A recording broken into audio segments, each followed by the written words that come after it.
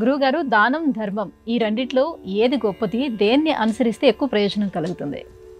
ధర్మమే ప్రధానం. ధర్మాన్ని అనుసరించి దానం నిర్మింపబడుతుంది. ధర్మాచరణ ప్రధానమైన అంశం అని ఎలా తెలుసుకోవచ్చును అంటే, అతి దానాత్ హతఃకర్ణః అనే నీతి శ్లోక వాక్లోనే ఉండేటువంటి ఆ వాక్యమే మనకు ప్రమాణం అవుతుంది. కీర్తి కోసం దానం చేశాడు కర్ణుడు, అంతమయ్యాడు. ధర్మం కోసం దానం చేశాడు ధర్మరాజు, ధర్మపరుడిగా కీర్తి పొందాడు. అన్నదానం చేశాడు ధర్మరాజు.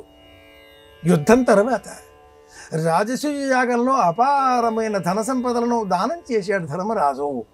వచ్చాయి, ఇచ్చాడు. ధర్మాచరణతో ప్రవర్తించాడు. అంతేగాని దానమే ప్రధానంగా జీవించలేదు. అయితే రాజరిక లక్షణంతో ధర్మరాజు ఈ సూత్రాన్ని పాటించగా, దానమే ప్రధానం అన్న సంకల్పంతో మరికొందరు అన్నదానం చేసిన వారు, రంతిదేవుడి వంటి కథలు భాగవతంలోనివి మనవారు చెబుతూ ఉంటారు. రంతిదేవుడు సైతం ధర్మాచరణతో దానానికి సంకల్పం చేశాడు. అంతేగాని దానమే ప్రధానంగా జీవించలేదు. అతిథిని ఆదరించడం ధర్మం.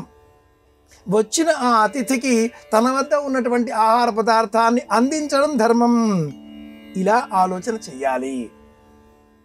బలిచక్రవర్తి దానం చేశాడు.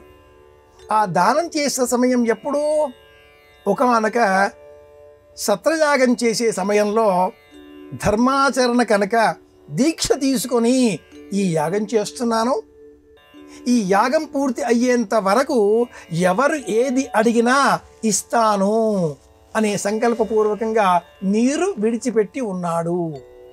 ఇది ధర్మం. ధర్మాన్ని అనుసరించి వచ్చిన ఆ వామనుడు త్రివిక్రముడై 3 అడుగుల నేల అడిగితే అంగీకరించక తప్పనిసరి పరిస్థితి ఏర్పడింది ఆ బలిచక్రవర్తికి.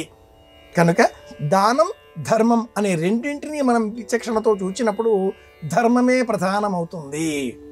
ధర్మాన్ని అనుసరించి దాన కర్మను మనం పాటించాలి. ఇది విషయం.